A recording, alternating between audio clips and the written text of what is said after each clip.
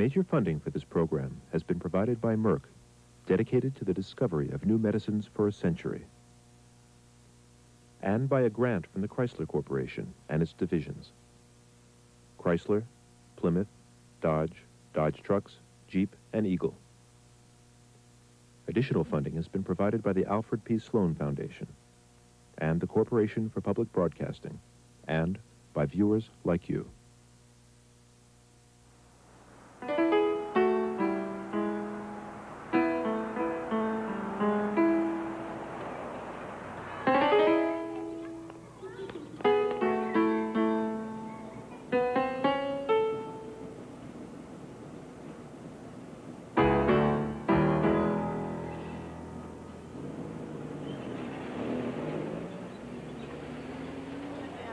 I'm Vicki McGee. I'm from Roselle, New Jersey. I went to Yale University. I'm going to be teaching elementary school in Inglewood, California. Matt Brown. I'm from Dallas, Texas. I went to Harvard College, and I'll be teaching elementary school in New Orleans. Laura Sutherland from Woodstock, New York, and I went to school at College of William & Mary, and I graduated in 1990, and I'll be teaching in very rural North Carolina this coming year. My name is Hojung Chang. I'm from Allentown, Pennsylvania. Graduate of Yale, class of 90, being placed in New York City, secondary level, teaching biology. This is the story of an organization called Teach for America and 500 college graduates who decided to teach.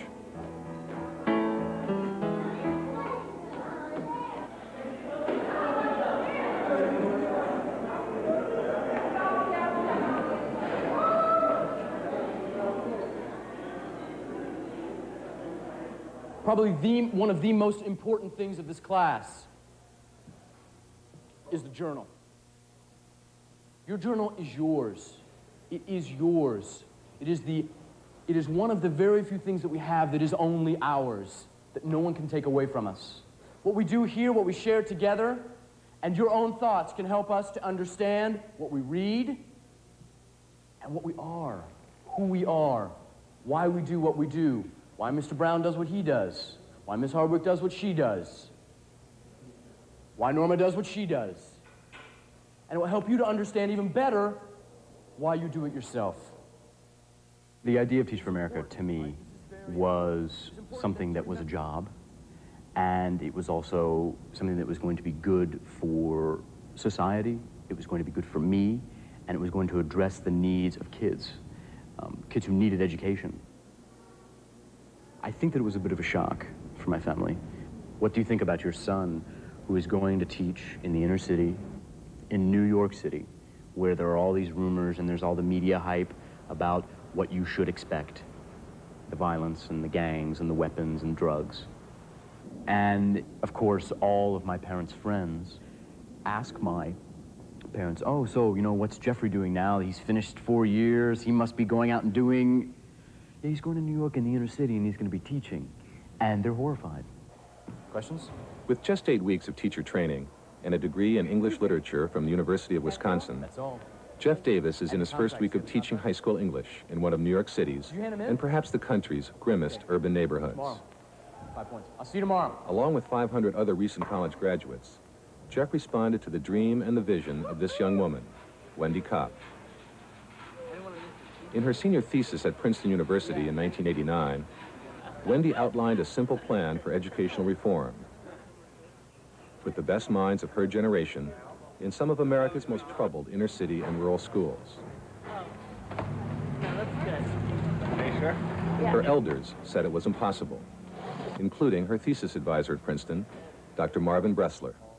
The idea of a teacher corps seemed, when I first heard it, improbable for a series of reasons. The first is that it was wagering on the idealism of a generation famous, at least in the mass circulation magazines, as apathetic. Secondly, it proposed to let loose a whole set of amateurs in a world where professionals fear to tread. Third, it assumed a kind of organizational ingenuity. She proposed to do this, after all, within a year. Any sane human being who was who felt the slightest degree of responsibility for her would have told her, as I did, "Kid, you're deranged." She has the serene and invincible conviction that her dreams are doable.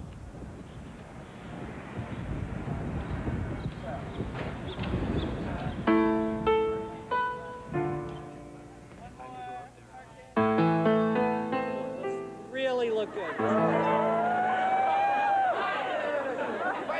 Back in December of 1989, it was just a dream for Wendy Kopp and her first gathering of campus recruiters. All right, I got 3 minutes to go. Is that it?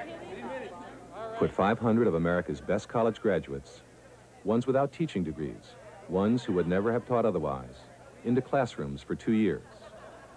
And in doing so, form a lasting force for education, a domestic teacher corps modeled after the Peace Corps.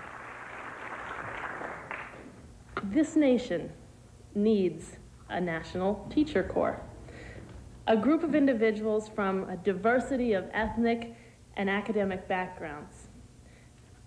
Our vision is that hundreds of our nation's most outstanding, committed graduates dedicate themselves to educating America's children.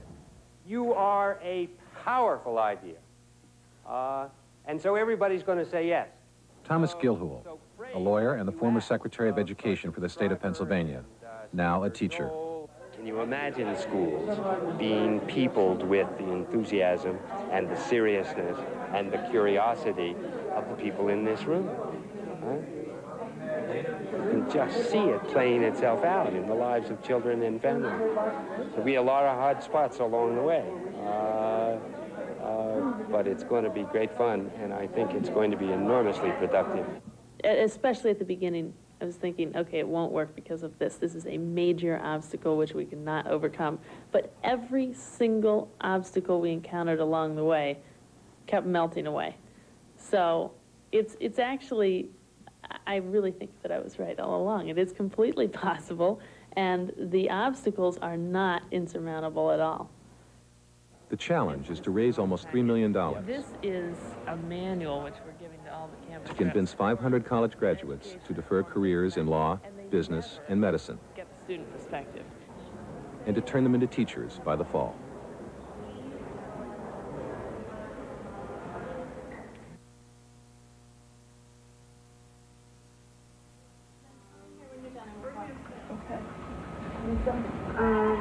Hold on. 6 months later, Wendy and her young staff are working in donated offices in New York City. That's our selection policy. That's the internal thing. What's the thing that we give to the board of directors? 2,500 applications have arrived in the Teach for America offices from graduates of some of America's best colleges and universities, competing for 500 teaching positions in some of America's toughest public schools. Hi, this is Lisa. And how do you spell your last name? C-E-B-A-L-L-O-S. Okay. Let me just find you on my list here. Okay, so you are going to be in the LA area as a math teacher. Right. Great. Okay, good. Congratulations. Hi, this is Lisa.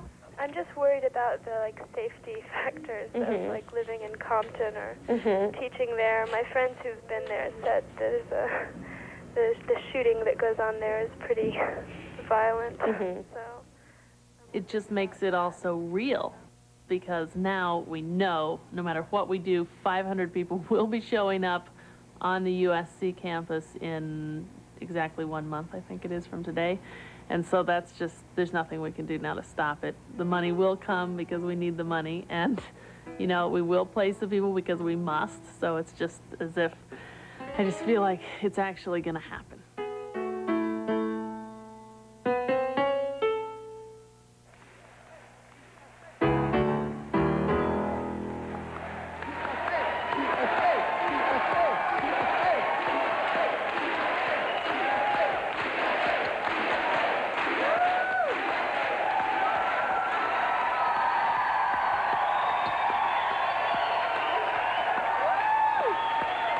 After 20 years as a bureaucrat, I gotta say, I've seen a lot of ideas come, but I've never seen one grow and bloom like this one.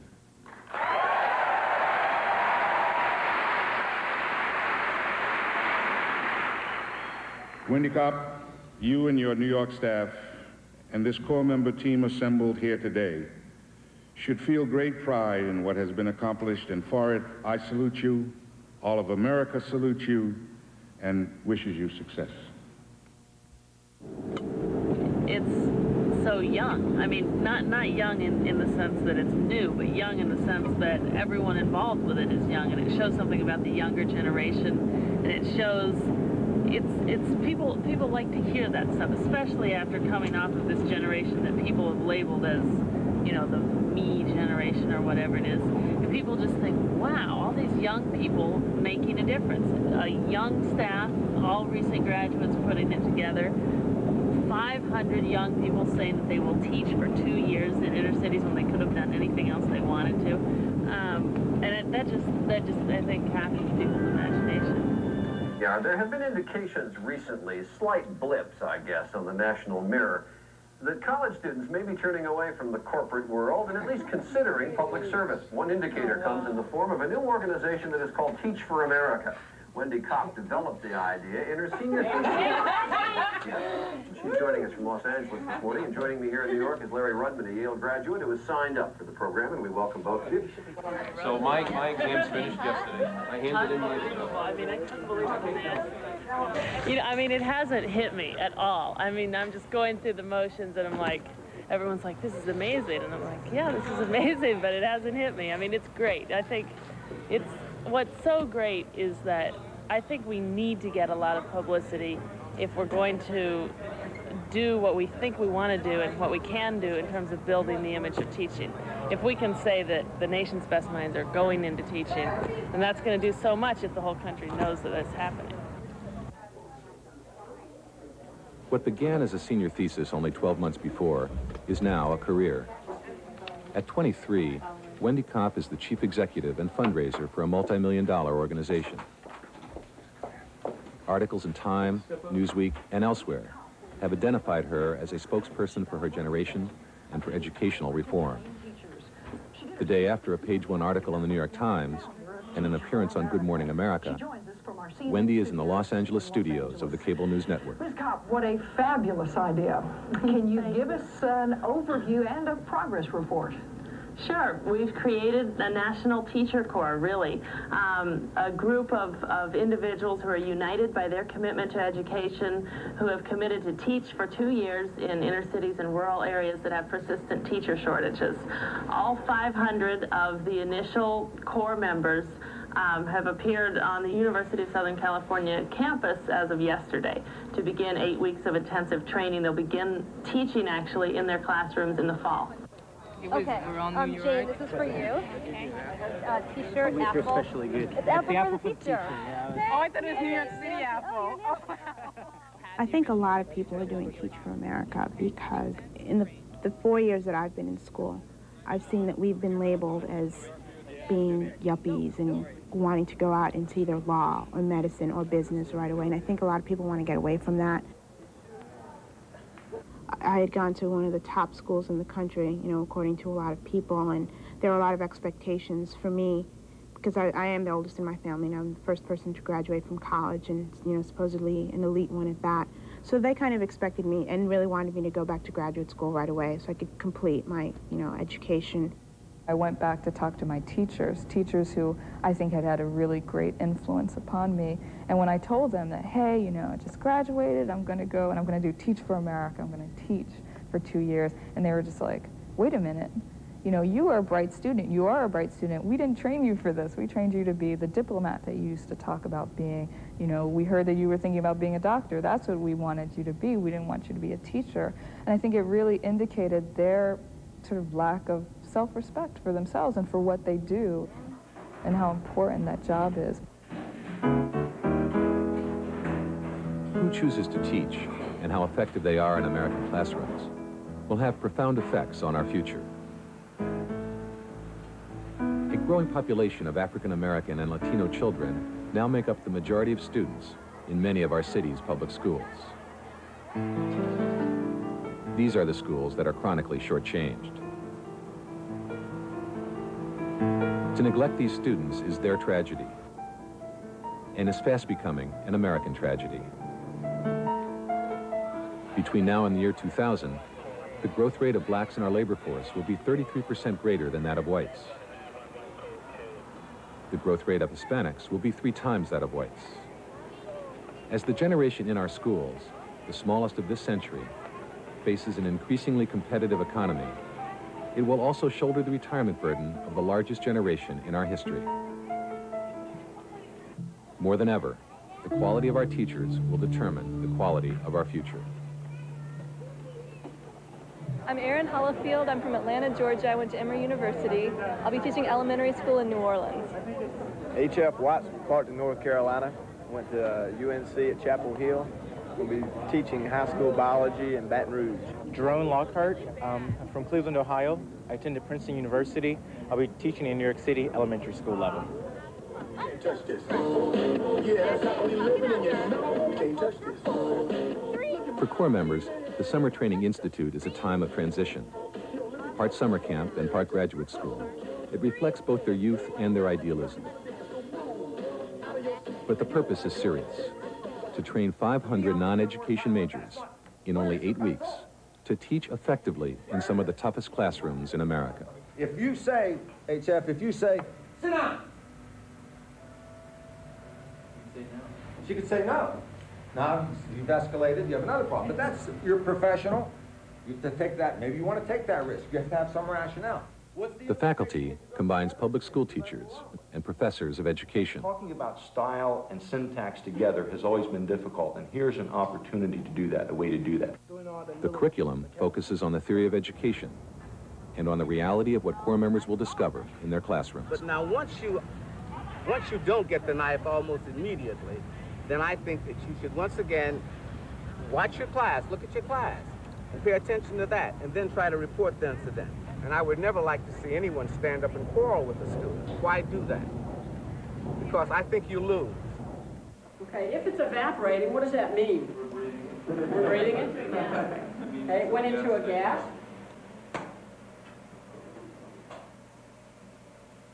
A lot of these Corps members know a lot more chemistry and physics than we do, but we know how to get it across to 14-year-olds. And we're not sure sometimes that they can present physics to 14-year-olds and make it understandable. Heads up. Whoa. Good morning, Teach for America. How can I help you? Teach for America as an organization has gotten here basically by living hand to mouth. Wendy, who has done the majority of the fundraising, has basically gone out to CEOs and heads of foundations and asked for grants. And that's what's enabled the organization to exist. I mean, right now, which is what we're in the middle of August, we're basically down to nothing in the bank. We've just paid the faculty today. Dan's publicity person, Dan, it's New York Times. That's B-U-T-I-N. Remember that resume that girl? Yeah. Virginia? It's pretty good. Right. Well, like, I'm sick of Okay, I don't want sure, bye. these resumes. No. We'll have an editorial in the New York Times tomorrow. Is it going to be good? Another one? Yeah. Good? Yeah, this is like number 6. We got one in on a weekly basis. They love us, man. They love us. It's like our own school. Sorry. You're stealing my phone again. What? It's okay.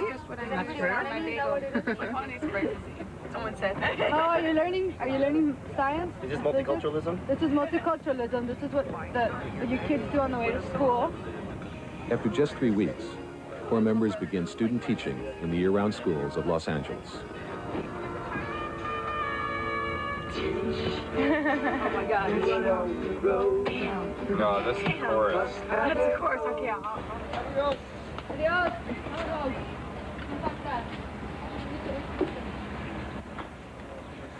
Well, when I first walked up to the school, it was neat because they had the Welcome Teach for America on the signboard in front of the school, so that was neat. But when I looked at the school, it was just so alien to me. There were kids all over the place, and they just looked so different from me. I felt really like an object of interest, and it was scary. And then my next impression kind of went back from that and said, I belong here, and interacting with the students as people, and that was great. All right, I have a question for you all. I'm interested to know, have any of you ever given any thought to being a teacher? No. Not even. Does it just seem like the furthest thing in the world?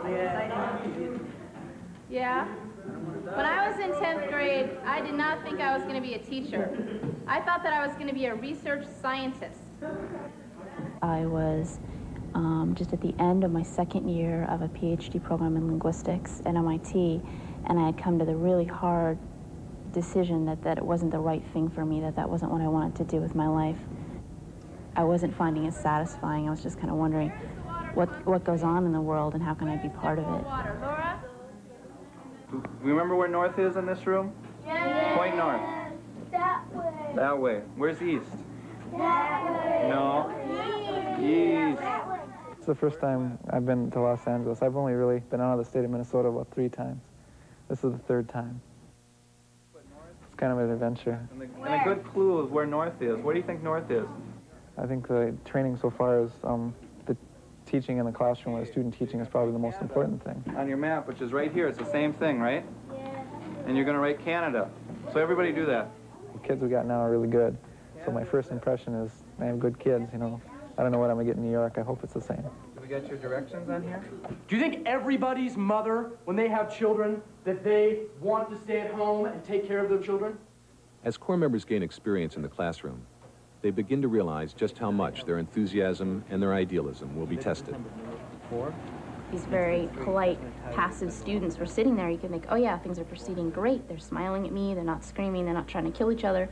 But then you look at their performance, and when, 90% of them flunk the tests that you give, and 90% of them can't divide fractions in 10th grade and stuff like that.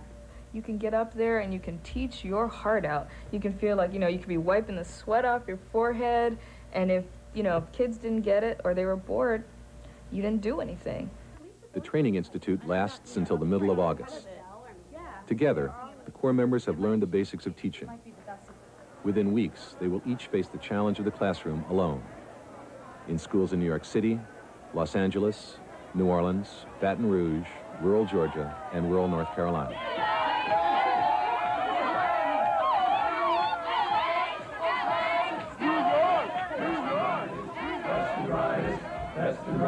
Wendy, let me teach for TFA. Send me down to Georgia where I don't get no pay. Oh, let me teach for TFA. Don't want to be a sailor. The task that we will undertake cannot be an experiment or a pilot project. There's too much at stake. There's a little girl in Baton Rouge who needs to know that you care.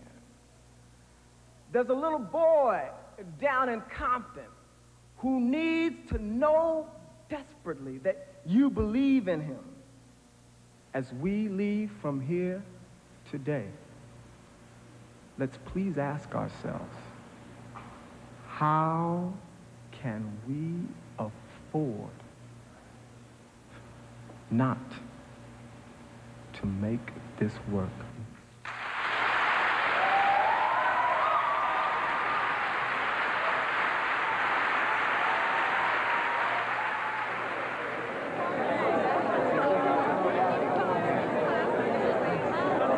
Oh, my.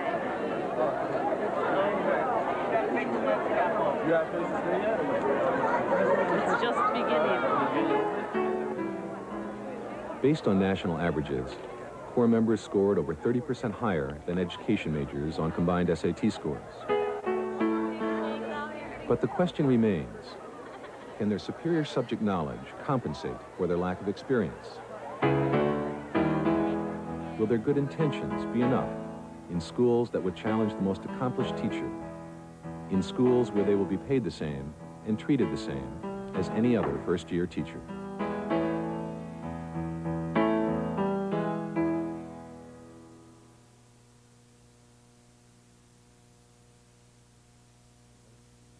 My name is Mr. Chang, and I've been in Brooklyn for a week now.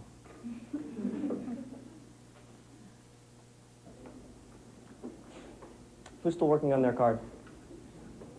Okay. There's one rule in this classroom, just one.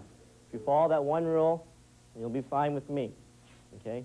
Now, one rule is we will respect one another.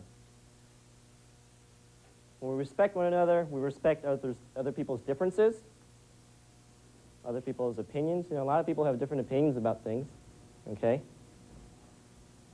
We respect them when they talk, which means we listen to them, okay? When you guys are talking, I keep my mouth shut, okay? When I'm talking, you keep your mouth shut. Respect also means trying to stay awake in class. Respect also means my trying to make the class interesting so you don't have to fall asleep in class, okay? Respect means doing your homework on time, okay? If you do something that I feel is not showing respect, I'll let you know, don't worry. This is the only opportunity that you are going to get to ask me questions about me, okay? You can ask anything you want. Anything? Anything. Do you feel weird that you're from an upper class family? Do you feel weird being around here and teaching in a public school? No. Where did you come from? I'm Korean American, but I grew up in Pennsylvania. Don't laugh. How old are you? 21. Exactly, the Brooklyn Bridge. The dropout rate for first-year teachers in New York City is over 25%. The 177 Corps members assigned to New York City will face perhaps the toughest challenge of any Corps members nationwide.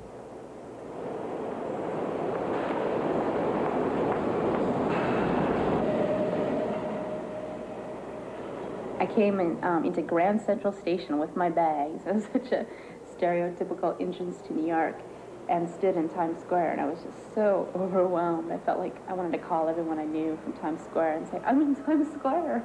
I wanted to just, you know, confirm with someone that this was going on.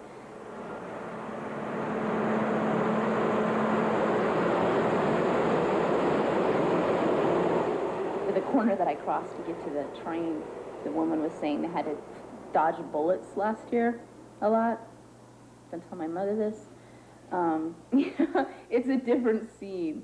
I mean, there's crack vials all over the playground. They didn't let the kids go outside last year.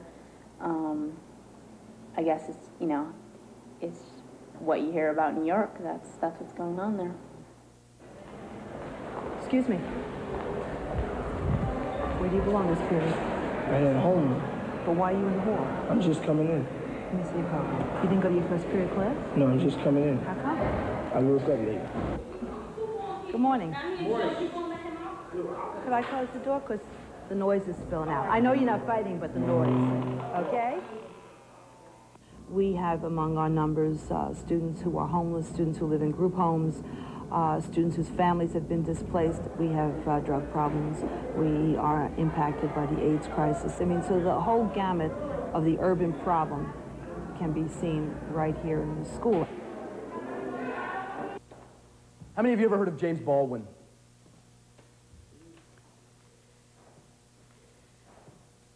His writing does a lot, and it says a lot. Sonny's Blues by James Baldwin. This is the first paragraph. I read about it in the paper, in the subway, on my way to work.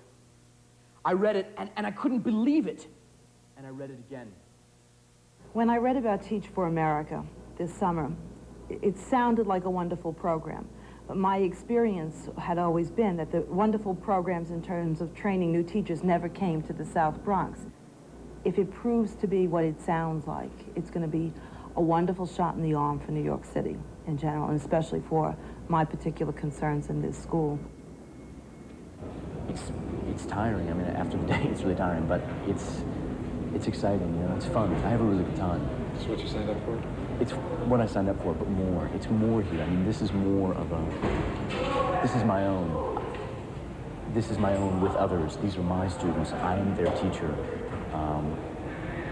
Hopefully I am the friend and they are my friends. That's what I signed up for. It's more than LA. It's much more intense. I mean, this is Vortex.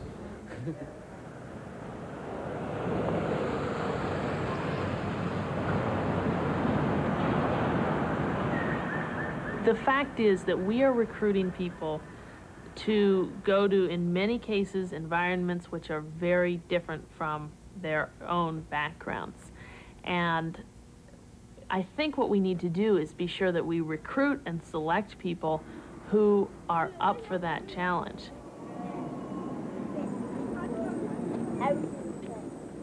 When we came the first day, it was something that upset all of us. The principal and the assistant principal and everyone stood up and said, discipline is #1 at 305. And I mean, the assistant principal says things like, it doesn't matter, you know, if you learn reading and writing, you're going to learn self-control. I think if TFA had been more specific about teaching us what sort of type of behavior we would encounter in this classroom. I had, in the last 2 days, kids say, when I ask them to do something, no, I don't want to. And I say, Stephanie, would you please read the first paragraph? No, make me. And I wasn't prepared. You know, I knew what not to do, but I didn't know what to do. They're coming into a situation that's new to them. They did some student teaching out on the West Coast, but I'm not really sure that it prepared them for the kind of things that they're having here. It's the discipline angle that they're really having a difficult time with. Here, everybody's attention should be focused on the teacher. What's your problem? You two, I'm gonna have to move you. After lunch, you're having a new seat. I'll find you a new place to go. You're gonna have to deal with it. You're in 4th grade, deal with it. Hey, I don't wanna hear any of that talkback stuff. Number 29.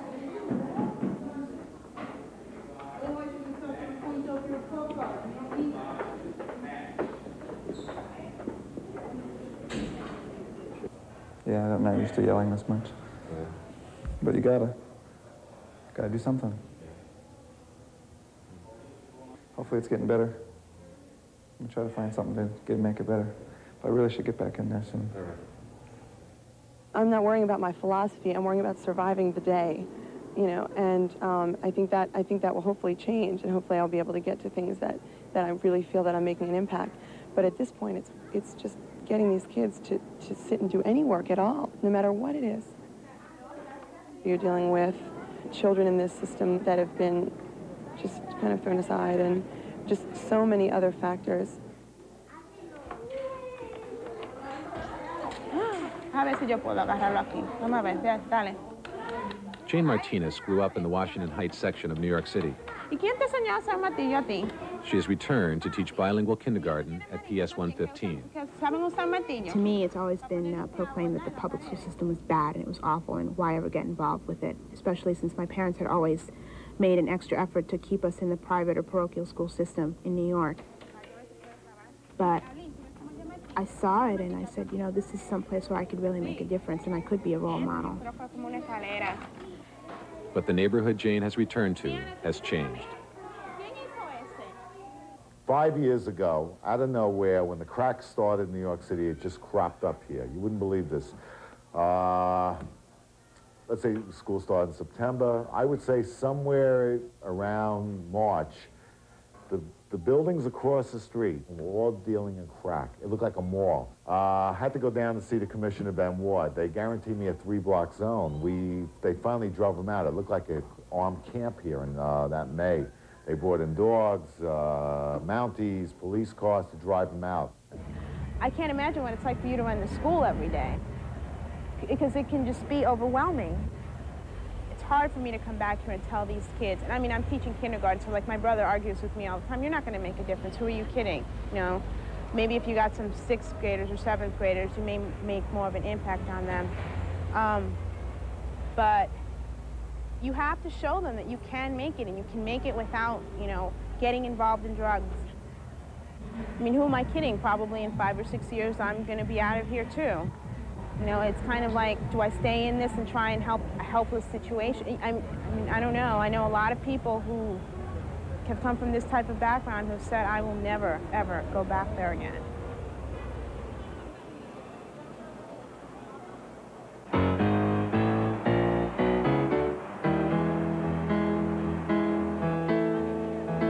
almost half of the 500 corps members teach in Los Angeles.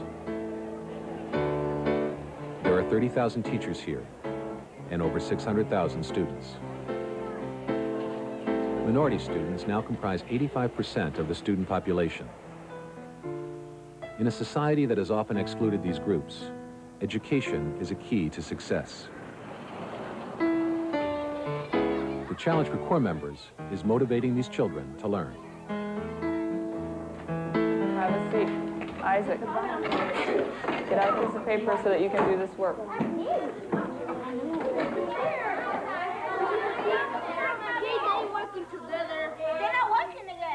Guys need to work together. We're not doing nothing. Samaj, what is your problem? You know, I read their journals, and a lot of them will talk about they want to have fancy cars, and they want to have big houses, and they want to have lots of money, and the boys, lots of women on their arms, and all kinds of stuff like that, which is kind of, you know, is very normal for 10-year-olds, but they don't also realize that they have to get this education to get any of that, unless they're going to go, you know, the drug route or, you know, the gang route. I'm trying to, in a sense, instill in them a far-sighted vision that they can't go anywhere without this. First one is airplane. I want someone to tell me the first two sounds. Children of color have predominantly not done well in our schools, and so many kids just aren't making it. They're not making it through high school, and you just think about what kinds of jobs are out there for them. Okay, good.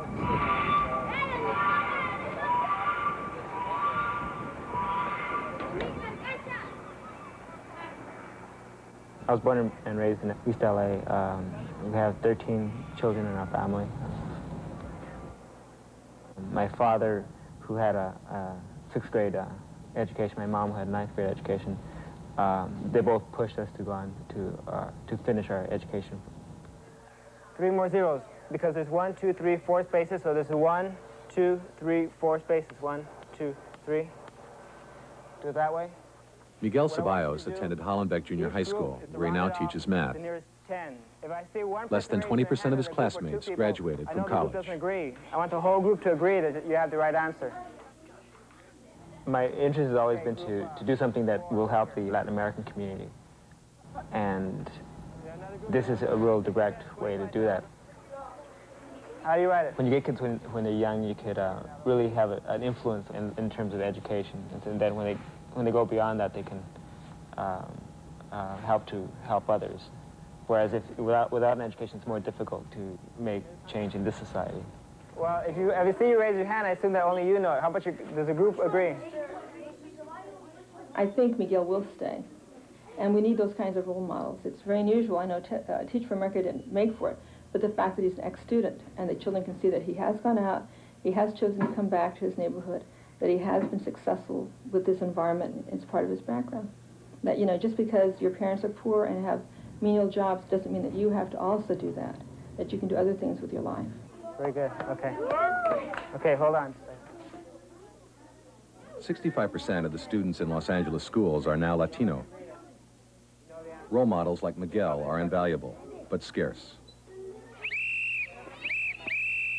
Many Latino children enter these schools speaking little or no English. In most elementary schools, Latino children are now taught in Spanish until they can gain proficiency in English. No, mira. Cuatro más tres. Here, at Lincoln Elementary School, Julie Burstein teaches a bilingual first-grade class. Tres más. Cuéntanos.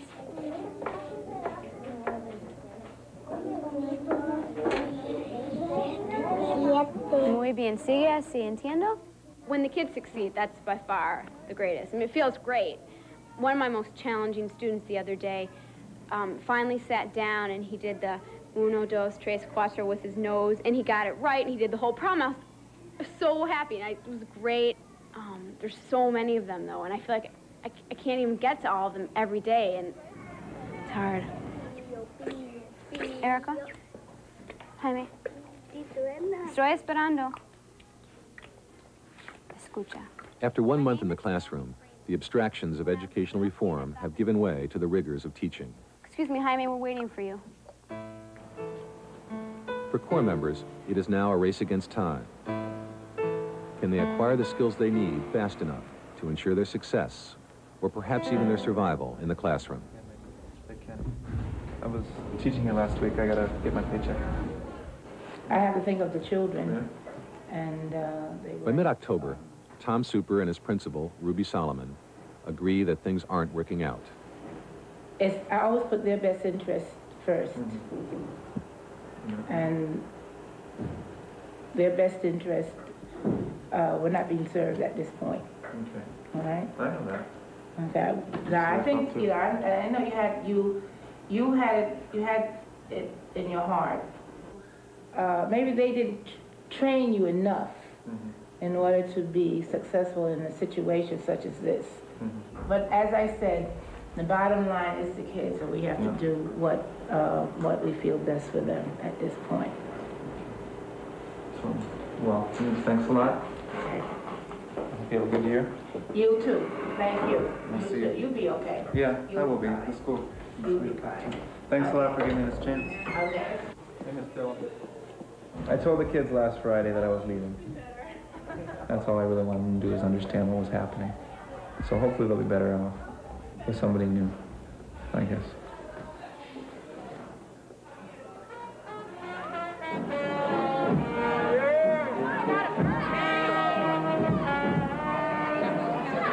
My children can't read or write.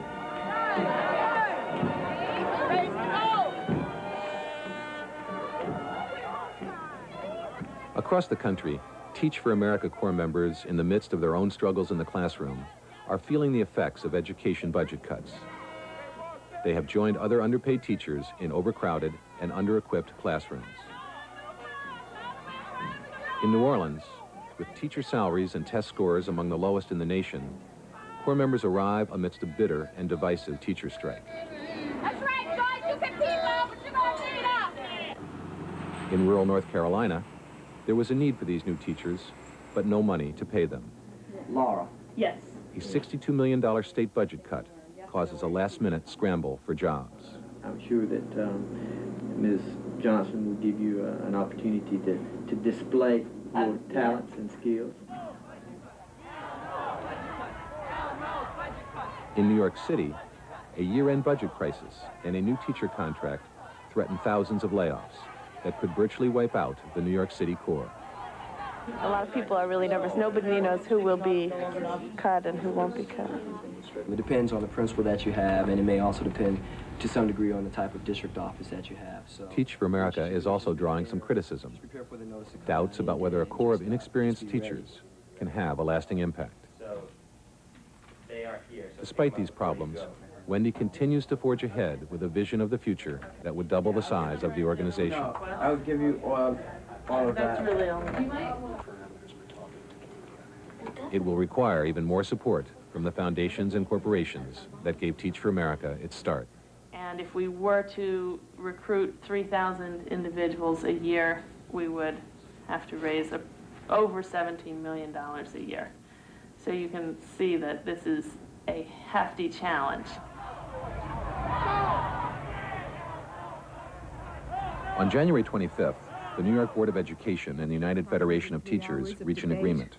The UFT Delegate Assembly overwhelmingly approved this agreement as a tentative New York Corps members would remain in the classroom, at least for their first year.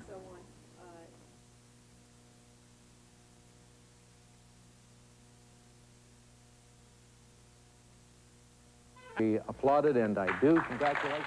The vision of Teach for America goes beyond placing new teachers in classrooms. Wendy's additional goal has always been to raise the status of teaching and make it a more attractive career option. By May, both Wendy and the organization have achieved a remarkable visibility that is beginning to pay off.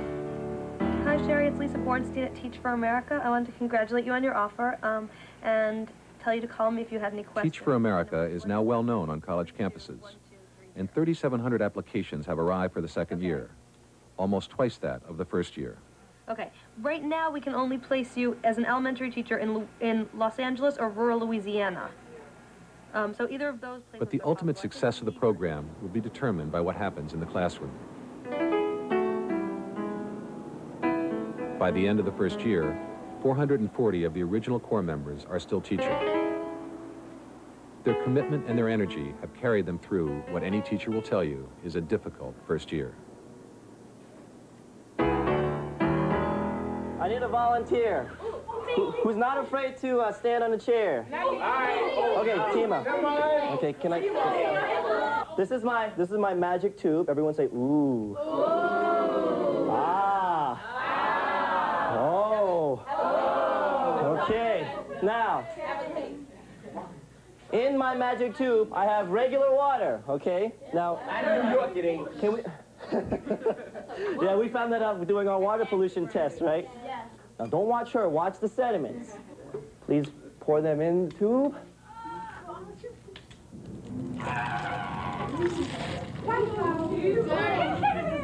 Observation.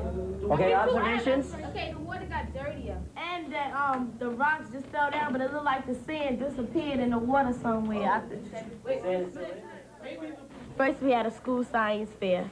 And then people who won and who Mr. Chang thought should go to the district fair went to the district fair. And they sent letters to our house saying that they would like for us to be in a city science fair now. So now we have to go there on June 6th. And I'm just happy I made it, and that was it. That's what I like most doing a science project.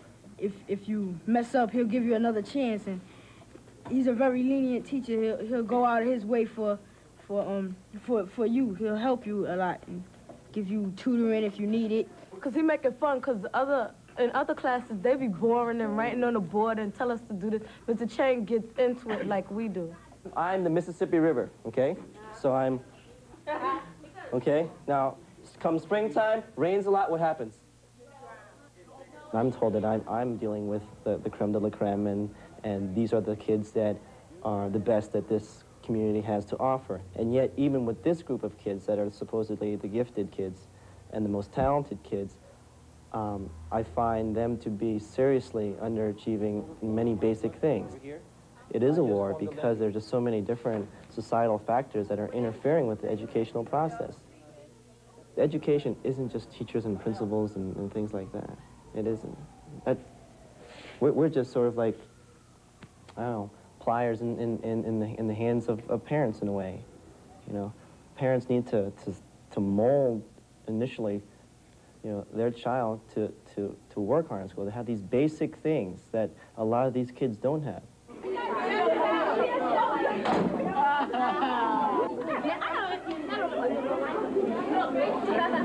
Okay, the lines look pretty good, but they don't sound so good.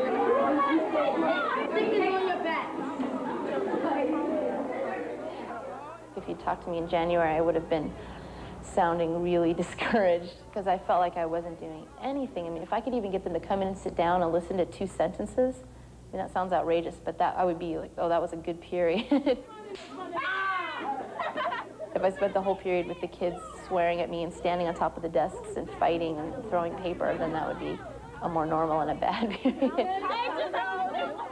Like, I was trying to think about what I felt like, and the image I came up with was like a wire mesh screen, and if they had taken my body and like pushed me through it, so I came out on the other side like a hamburger and then like molded me again. That's what I feel like this year has been like. It's just been an incredible change process for me. Wait, I'm confused here. All 3 of you are doing the same drawing? No, I'm doing it. Most of the things I've done haven't worked. Oh, okay, good, because I told you got to communicate with each other. If you have, but each time something hasn't worked, I've gone home and cried and called, you know, my friends and complained for a while. And then I sat down and thought, well, why didn't it work? And the thing that makes me happy about this year is I'm almost always able to figure out something about why it didn't work and come back and try it again in a different way. The parts of the brain which you can see light, hearing, taste, and other senses, other stuff like that. That's exactly right. So that's what you'd want to put in your caption. You'd want to say, this drawing shows where the brain processes information from these different senses. What we're doing here and what makes this so challenging is that we're putting people who have never experienced failure in classrooms with students who have never experienced success. I mean, I think it's wonderful that these people, despite how also traumatic in many cases. It has been for people. It's wonderful, and that was the whole idea, to take people from secluded college campuses and put them in these areas where they're going to see challenges that are probably the greatest that they've ever experienced. What do you notice about these two numbers? They're the same, so that must mean that we did. Tom Super got a second chance when Teach for America reassigned him to Will Rogers Elementary School in Los Angeles.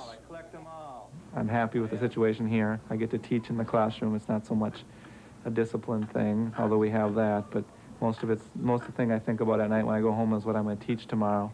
5 minus 2. 1. Here. They won't reach every student in their classrooms. They may not even reach the majority of them. Some of them may only reach one. But they're trying incredibly hard, and I think that they are making a difference in their classrooms. It is 121 minus 13.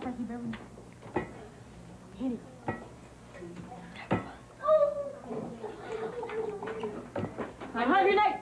108. Yeah. Okay. I think at first our parents felt like you've got a lot of very young teachers. Do they really know what they're doing? I think when they begin to see the quality of homework, they begin to then say, well, maybe there is something there after all. You ready, James? And okay. Now age is never mentioned. It's just about how fantastic they think the teacher is and the impact that it's made on their children. 5 seconds. 5, 4, 3, 2, 1. There you go. I'm optimistic in the sense that I think American education can change.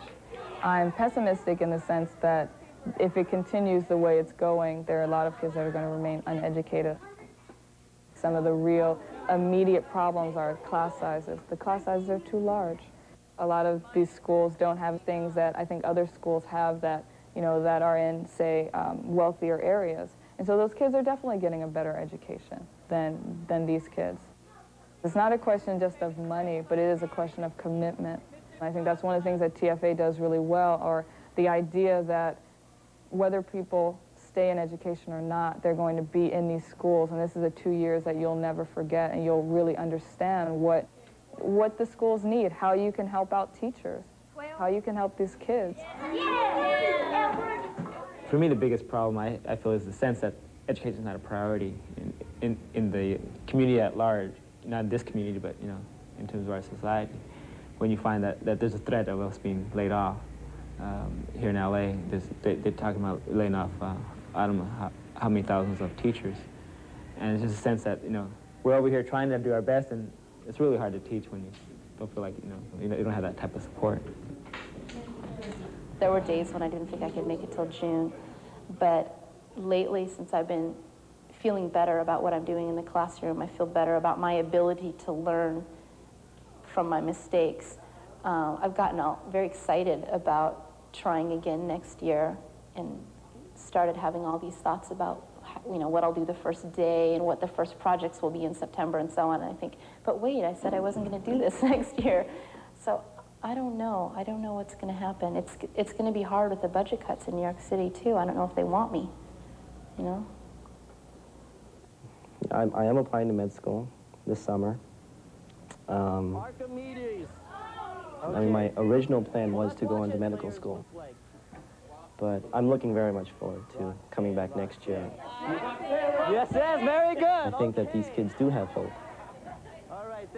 I think a lot of people need to put forth a great deal of effort. A lot of teachers need to put forth a great deal of effort and time and commitment to keep that hope alive. I'm not sure if I'm one of those people. Ho Chang will complete his 2-year commitment to teach and then move on to medical school. But as Ho and the others look ahead to their second year, 760 new recruits are arriving at the University of Southern California.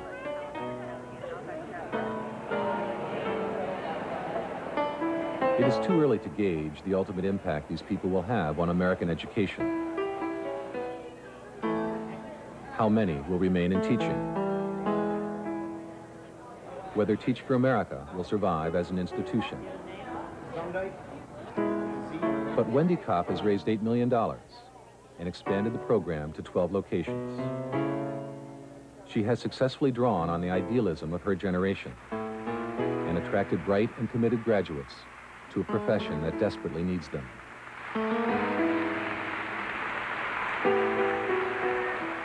She has also helped remind a nation that its future is in the classroom. My name is Diane Borges, and I went to Harvard University, and I'll be teaching in New Orleans.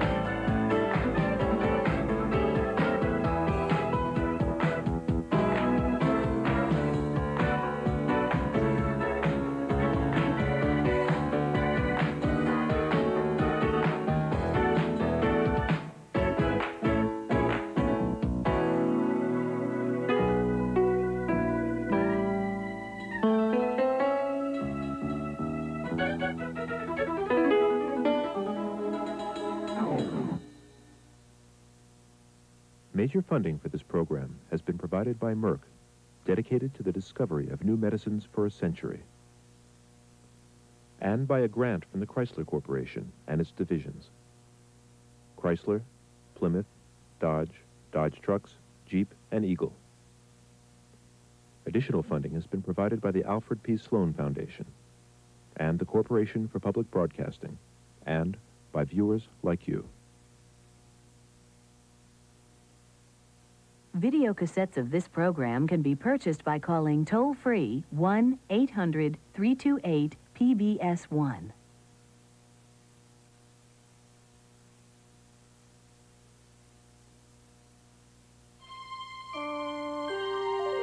This is PBS.